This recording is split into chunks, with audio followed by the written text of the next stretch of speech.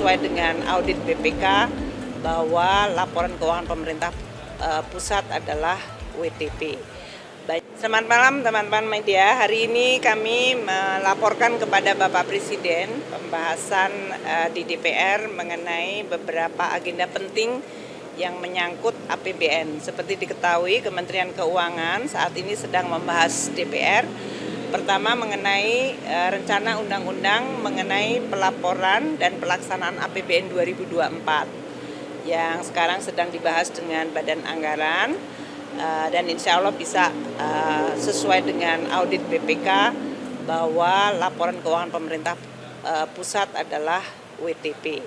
Banyak hal yang kemudian perlu ditindaklanjuti, kita akan tetap lakukan. Yang kedua, saya juga melapor kepada Bapak Presiden mengenai pembahasan di DPR mengenai APBN 2025, terutama pembahasan sesudah laporan semester yang dalam hal ini beberapa kemajuan dari beberapa program pemerintah dilihat secara seksama. Dan sesuai dengan pembahasan dengan DPR, kami menyampaikan bahwa tahun ini 2025 outlook dari APBN akan mencapai defisit 2,78%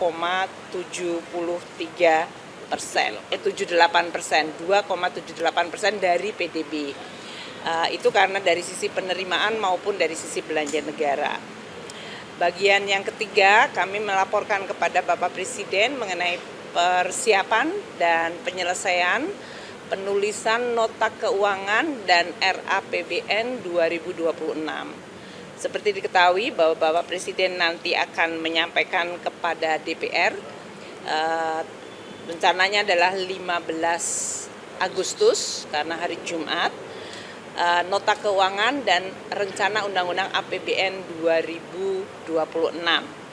Yang kami laporkan tadi adalah pembahasan mulai dari asumsi makro, kemudian program-program prioritas dari Presiden, dari mulai makanan bergizi gratis, sekolah rakyat, koperasi merah putih, pemeriksaan kesehatan gratis, perbaikan sekolah, berbagai impres jalan, dan perbaikan infrastruktur ketahanan pangan, terutama belanja untuk penambahan luas dari lahan, maupun infrastruktur seperti irigasi dan bendungan, dan juga program-program pemerintah lain yang sangat penting seperti pendidikan, terutama Dikdasmen, perbaikan sekolah-sekolah madrasah, kemudian perbaikan dari sisi sekolah digital, dan juga dari Kemenristek Dikti Saintek.